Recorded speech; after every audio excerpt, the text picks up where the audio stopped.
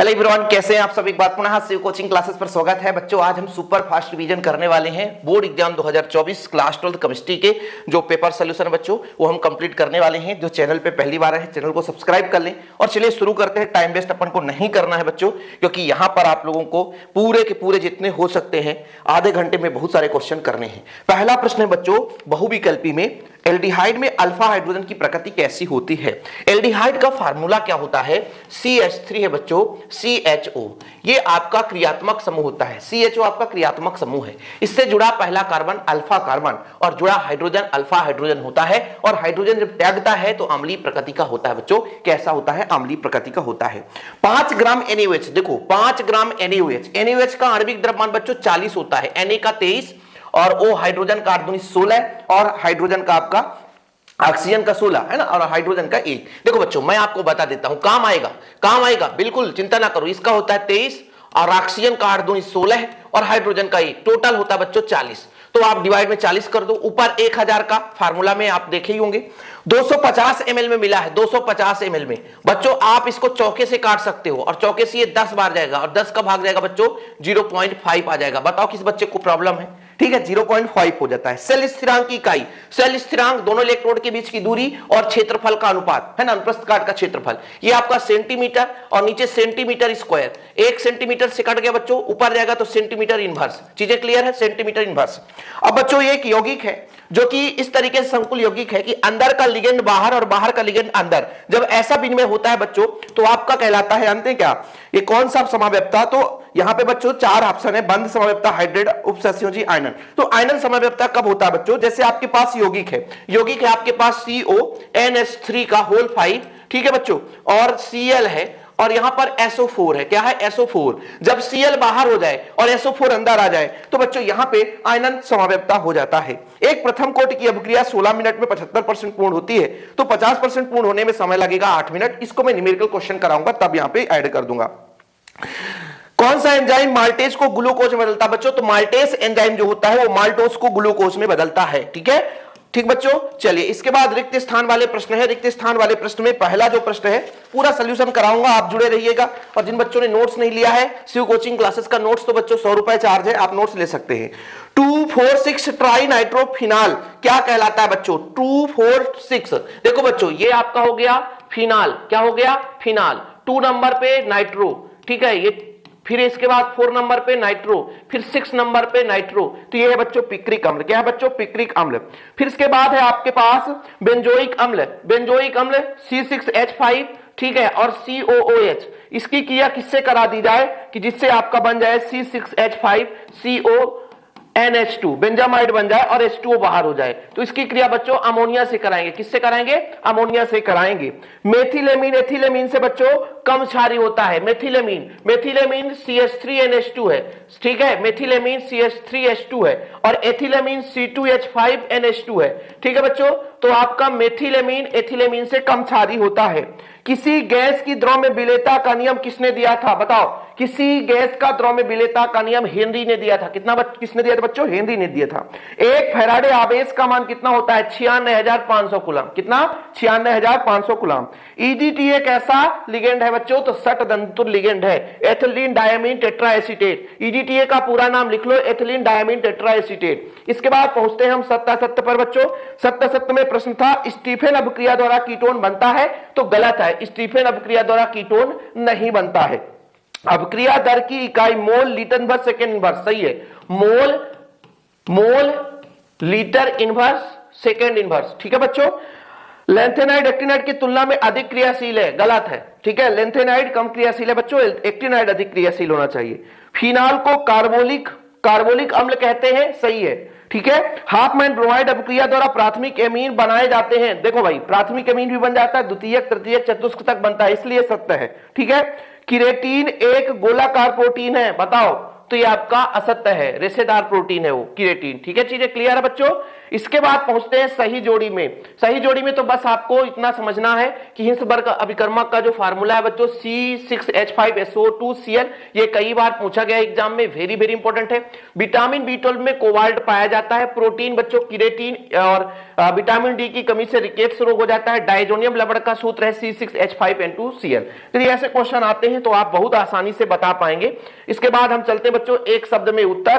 पहला प्रश्न था आपका एफ ब्लॉक के तत्वों का इलेक्ट्रॉनिक विन्यास। बच्चों एफ ब्लॉक के तत्वों का इलेक्ट्रॉनिक विन्यास, ठीक है, समान इलेक्ट्रॉनिक विन्यास पूछा गया था एफ ब्लॉक के तत्वों का। तो यहां पर आप देखते हैं बच्चों n-2, ठीक है, n-2 F में 1 से 14, ठीक है, n-1 D में 0 से 1 और NS में बच्चों आपका, ठीक है, NS में आपका 2 इलेक्ट्रॉन, ठीक है। तो ये आपका हो गया, ये आपको याद रखना है बच्चों, बिल्कुल वेरी वेरी वेरी इंपॉर्टेंट है। उप सहसंयोजी यौगिक का सिद्धांत किसने दिया था? बर्नर ने दिया था।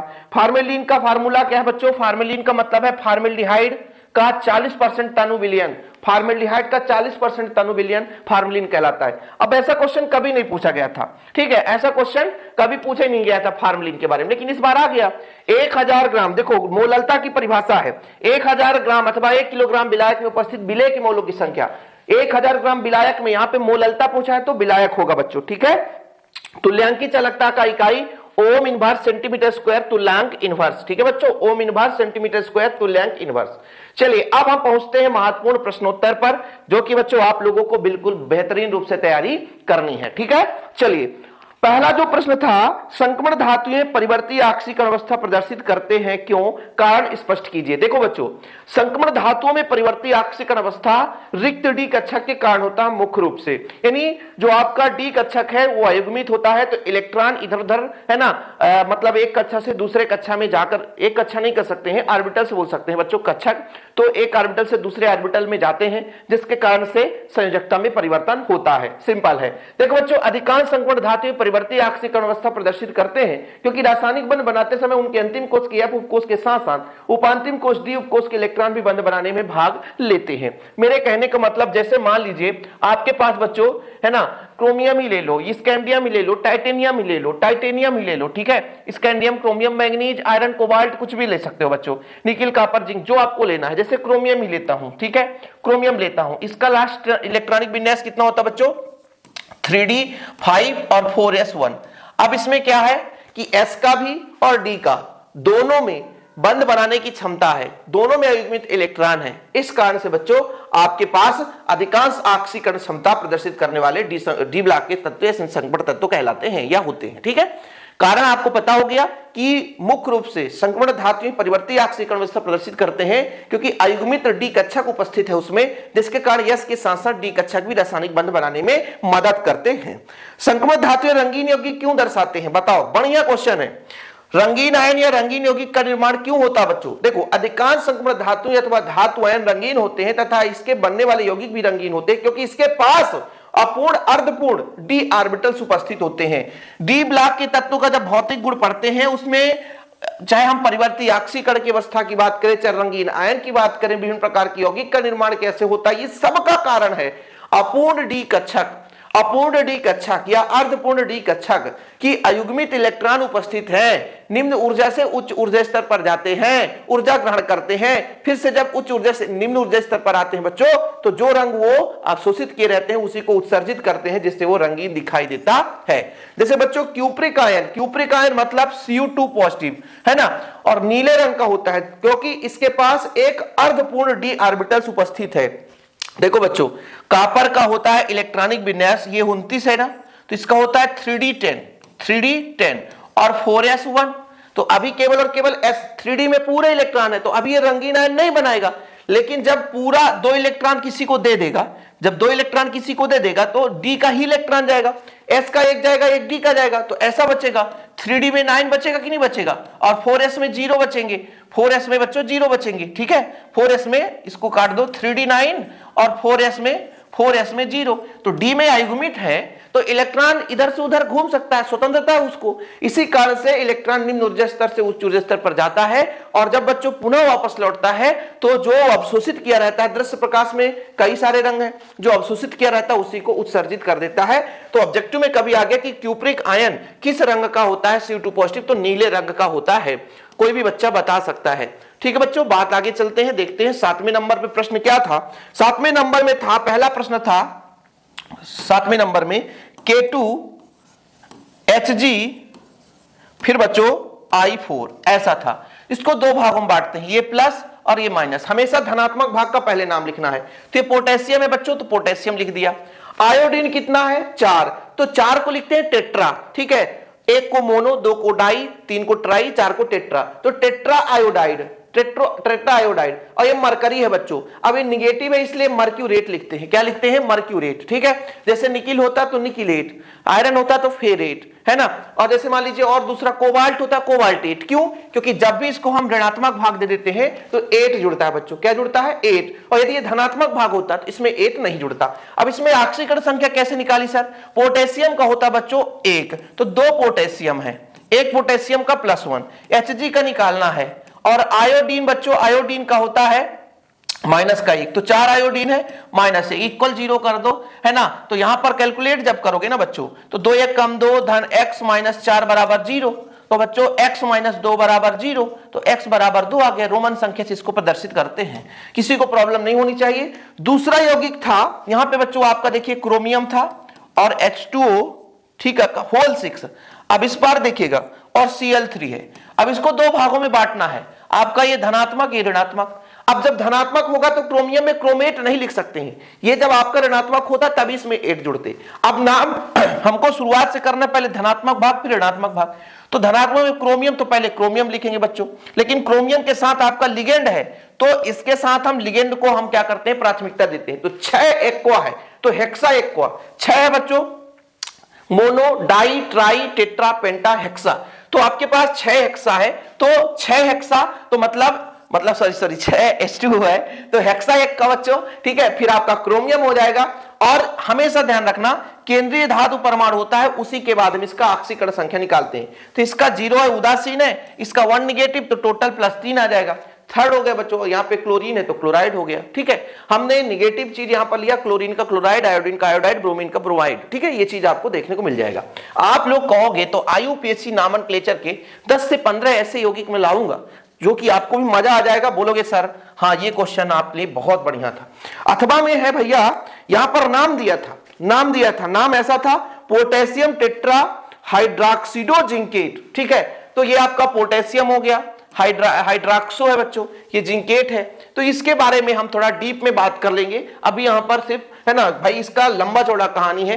तो IUPAC नामनक्लेचर का आप लोग कहोगे तो ऐसे अलग वीडियो ला दूंगा, तो आप लोगों को भी मजा आ जाएगा। ठीक है, अभी फिलहाल आगे चलते हैं बच्चों। तो क्वेश्चन नंबर आपका 8 है बच्चों, संकुल आयन अथवा जटिल आयन क्या कहलाता है? देखिएगा, कोई भी हमारे पास यौगिक है जिसमें एक केंद्रीय धातु परमाणु है, जैसे प्लेटिनम है बच्चों, और प्लेटिनम के साथ उपसहसंयोजी बंध ही रहता है, क्योंकि इलेक्ट्रॉन खुद देता है। 6 क्लोरीन है बच्चों और 2 निगेटिव आयन है। ठीक है, अब इसके पहले भी आप लोग यौगिक कई प्रकार से पढ़े होंगे, संकुल यौगिक, उपसहसंयोजी यौगिक के बारे में बच्चों। तो संकुल आयन अथवा जटिल आयन आवेशित मूलक है जिनमें 2 या 2 से अधिक लिगेंड केंद्रीय धातु आयन के साथ जुड़े रहते हैं। अब बच्चों ये संकुल यौगिक है लेकिन आयन की अवस्था में है, देख सकते हैं। तो एक प्रकार से संकुल आयन अथवा जटिल आयन वे आवेशित मूलक होते हैं जिनमें 2 या 2 से अधिक लिगेंड केंद्रीय धातु परमाणु के साथ उपसहसंयोजी बंध द्वारा जुड़ा रहता है बच्चों, वो आपका संकुल आयन कहलाएगा। ठीक है, संकुल आयन या जटिल आयन। ऐसे प्रश्न बच्चे नहीं किया करते हैं। अब आपके साथ हो सकता है किताब में ही ना हो और आपके पेपर में आ जाए, फिर कहोगे सर कहां से आ गया, तो ऐसे क्वेश्चन घुमा देता है ना। और संकुल आयन है, जटिल आयन है। जटिल आयन का मतलब इसमें आवेशित होना चाहिए बच्चों, ये आवेशित आयन है। इसमें आयन मतलब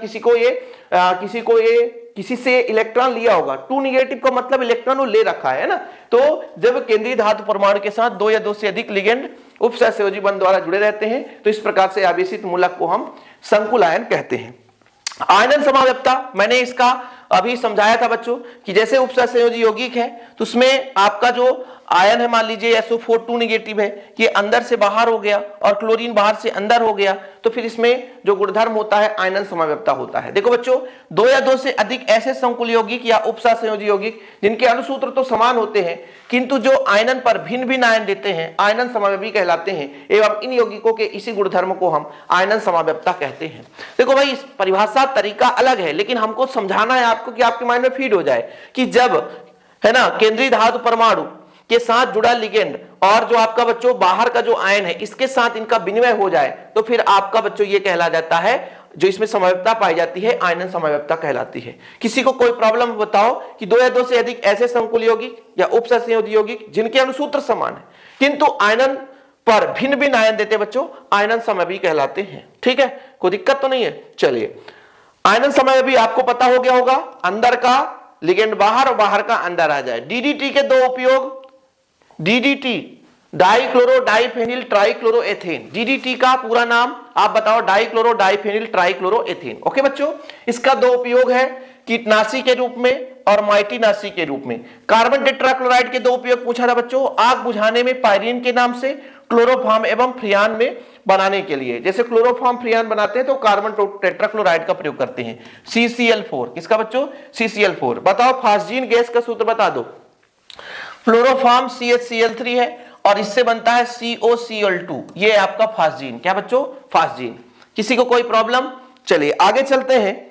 एल्किल हैलाइडों का अमोनी अपघटन रासायनिक अभिक्रिया को समझाना है। ठीक है बच्चों, बढ़िया क्वेश्चन है। देखो आप लोगों को एक एक क्वेश्चन करना है बच्चों।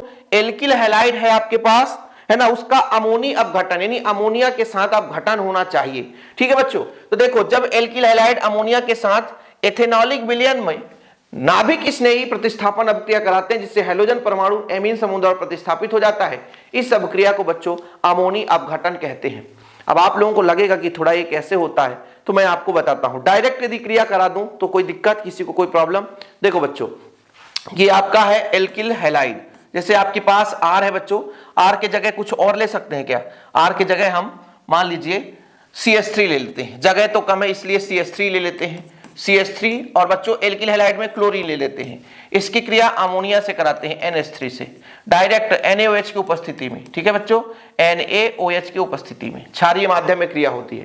तो देखिएगा कुछ भी नहीं बच्चों, यहां से एक हाइड्रोजन निकलेगा, एक हाइड्रोजन निकल जाएगा तो NH2 हो जाएगा, तो CH3 NH2 बना लेगा। फिर बच्चों यहाँ पे जो क्लोरीन है ये सांद्र तो बैठ नहीं सकता है, तो क्लोरीन बाबा सोडियम के साथ, तो आपका NaCl बना लिया। क्या बना लिया? NaCl।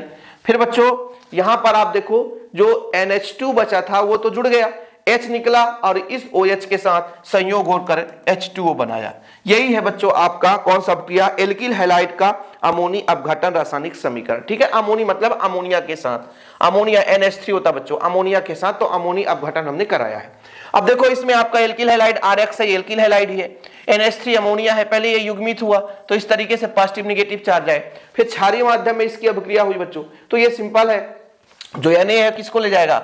आपके हैलोजन परमाणु को बाहर ले जाएगा, सिंपल। ठीक, चलिए इसके बाद अथवा में क्वेश्चन था युग्मन अभिक्रिया। कौन सा बच्चों? युग्मन अभिक्रिया।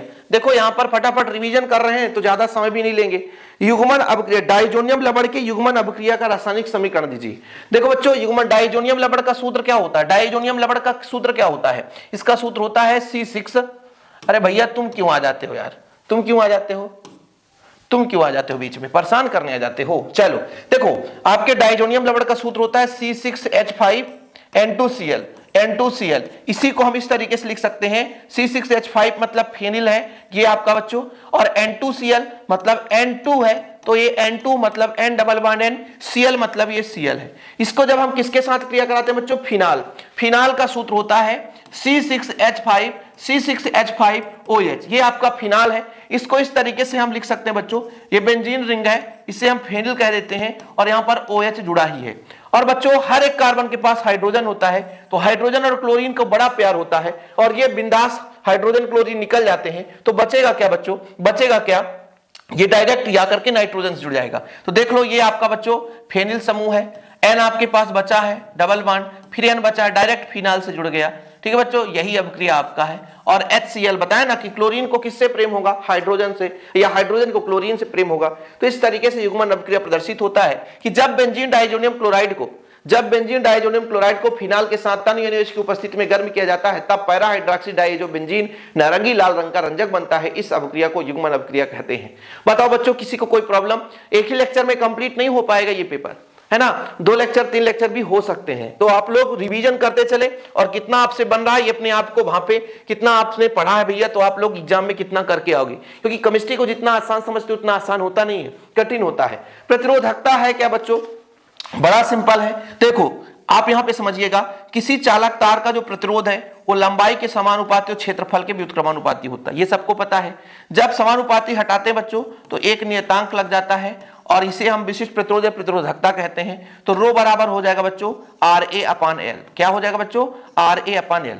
अब ये बोला गया कि एकांक लंबाई के चालक तार और उसका अनुप्रस्थ काट का क्षेत्रफल भी 1 सेंटीमीटर हो, 1 सेंटीमीटर स्क्वायर। तो बच्चों यहां पर मैं आपसे कह दूं कि 1 रखोगे तो रो बराबर आपका R हो जाएगा। यानी एक विशिष्ट कंडीशन पे जो आपके पास किसी चालक तार का प्रतिरोध है वही विशिष्ट प्रतिरोध कहलाता है, लेकिन उसका कंडीशन देके रखा है कि किसी पदार्थ का प्रतिरोध विशिष्ट प्रतिरोध कब कहलाएगा? जब उस चालक तार की लंबाई इकाई हो, मतलब 1 सेंटीमीटर हो या 1 मीटर हो। मीटर या सेंटीमीटर में हम ले सकते हैं, परेशान मत होना, ठीक है। और उसके अनुप्रस्थ काट का क्षेत्रफल 1 मीटर स्क्वायर हो। देखो बच्चों कितना बढ़िया है, किसी पदार्थ की प्रतिरोधकता उसका वह प्रतिरोध होता है जब वह 1 मीटर लंबे एवं अनुप्रस्थ काट के क्षेत्रफल 1 वर्ग मीटर में उत्पन्न हुआ हो। कहने का तात्पर्य किसी चालक तार के एकांक लंबाई और एकांक अनुप्रस्थ काट के क्षेत्रफल का जो प्रतिरोध होगा वही उसका विशिष्ट प्रतिरोध कहलाएगा। ठीक है बच्चों, मैं तो पूरा समझा दिया। इसका कोई यदि इकाई पूछे, मात्रक पूछे तो आप लोग आसानी से बता सकते हो कि भाई R का ओम है, इसका सेंटीमीटर स्क्वायर, इसका सेंटीमीटर। तो यहां से मैं आपसे कह दूं कि इसका इकाई बताओ, तो आप लोगों ने पढ़ा कि रो बराबर RA/L। ठीक है, इसका बच्चों आपका ओम है, क्या है? ओम है। और क्षेत्रफल का सेंटीमीटर स्क्वायर या मीटर स्क्वायर और लंबाई का सेंटीमीटर। सेंटीमीटर से सेंटीमीटर कट गया तो OHM इंटू सेंटीमीटर। ठीक है बच्चों, ये आपके विशिष्ट प्रतिरोध की इकाई है, प्रतिरोधकता की इकाई है। ठीक है, आगे चलते हैं बच्चों। अगले प्रश्न पर हमारा है विशिष्ट चालकता का इकाई। अरे वाह यार, विशिष्ट प्रतिरोध का व्युत्क्रम विशिष्ट चालकता कहलाता है और कुछ भी नहीं है। यह 1 घन सेंटीमीटर आयतन की चालकता है ना, विशिष्ट चालकता कहलाती है और कुछ भी नहीं है इसमें कुछ है ही नहीं है भाई साहब, है ना। भाई देखो, एकांक क्षेत्रफल हो, लंबाई भी 1 हो और आयतन का मतलब क्या होता है? आयतन का मतलब क्या होता है थोड़ा मैं आपको बता देता हूं। मान लीजिए यहां पर आप देखना कि आपके पास क्षेत्रफल का मान कितना है? 1 है, ठीक है, और लंबाई का मान 1 है। तो आयतन होता है क्षेत्रफल गुणे लंबाई, तो 1 बराबर 1। अब बच्चों ये आयतन तो घन सेंटीमीटर है, यानी एकांक लंबाई और एकांक अनुप्रस्थ काट के क्षेत्रफल का जो चालकता होगा बच्चों वही आपका विशिष्ट चालकता है। इसलिए इसकी परिभाषा दे दी गई, 1 घन सेंटीमीटर आयतन वाले चालक तार के विशिष्ट चालकता कहा सॉरी 1 घन सेंटीमीटर चालक तार के या 1 घन सेंटीमीटर आयतन वाले चालक तार के चालकता को हम विशिष्ट चालकता कहते हैं, जिसे हम बच्चों कप्पा से रिप्रेजेंट करते हैं, जो कि विशिष्ट प्रतिरोध का व्युत्क्रम होता है। विशिष्ट प्रतिरोध का व्युत्क्रम मतलब L/RA हो जाएगा। तो इसका इकाई बच्चों ओम इनवर्स सेंटीमीटर इनवर्स हो जाएगा। किसी बच्चे को कोई प्रॉब्लम? ठीक है, बताता इसलिए हूं सब कुछ क्योंकि यदि आपके एग्जाम में आ जाए फिर आपको भटकना ना पड़े कि सर हमको पता नहीं था, नहीं तो हम ऐसा कर लेते। किसी को कोई दिक्कत? विशिष्ट चालकता कंप्लीट है। 1 घन सेंटीमीटर आयतन वाले किसी भी चालक पदार्थ की चालकता विशिष्ट चालकता कहलाती है, या कि बच्चों दूसरे शब्दों में विशिष्ट प्रतिरोध का व्युत्क्रम विशिष्ट चालकता कहलाती है। प्रश्न क्रमांक 12 पे चलते हैं। रासायनिक अभिक्रिया के दर को परिभाषित कीजिए। बच्चों यहां पर आप समझिए कि मान लीजिए कोई पदार्थ A है, वो समय के साथ B में परिवर्तन हो रहा है, तो इसके समय के साथ परिवर्तन हो रहा है, इसका मतलब dA/dt कर सकते हैं, तो रासायनिक अभिक्रिया की दर कहला जाएगी और निगेटिव होगा। और इसको हम dB/dt कर देंगे तो बच्चों ये आपका समय के साथ परिवर्तन, तो ये प्लस होगा। तो समय के साथ किसी भी अभिकारक, माइनस हमने क्यों किया है? क्योंकि इसके सांद्रण में कमी होगी और इसके सांद्रण में वृद्धि होगी। जैसे बच्चों आप लोग कुछ भी काम करते हो, जैसे आप दूध से दही बनाते हो, सबसे बढ़िया एग्जांपल आपके दैनिक जीवन का। जब दूध से दही बनाते हो तो दूध धीरे धीरे कम होते जाता है, दही धीरे धीरे बढ़ते जाता है। इसका मतलब यह हुआ कि अभिकारक कम होते जाता है और उत्पाद बढ़ते जाता है। तो किसी भी रासायनिक अभिक्रिया में अभिकारक या उत्पाद के सांद्रण में परिवर्तन की दर को ही हम रासायनिक अभिक्रिया की दर कहते हैं। बताओ किसी बच्चे को कोई प्रॉब्लम है? नहीं। रासायनिक अभिक्रिया की आणविकता क्या है बच्चों? जैसे कार्बन है और O2 है, ये बनाता है CO2, तो इसके अणु की संख्या 1 थी, इसके अणु की संख्या 1 थी, तो टोटल अणुओं की संख्या 2 हो गए, तो 2 आणविक रासायनिक अभिक्रिया कहलाएगा। यानी किसी भी रासायनिक अभिक्रिया में भाग लेने वाले टोटल अणुओं की संख्या कितने अणु भाग ले रहे हैं बच्चों, उसकी जो संख्या है वही आणविकता अथवा अणुसंख्यता कहलाती है। बताओ किसी बच्चे को कोई प्रॉब्लम?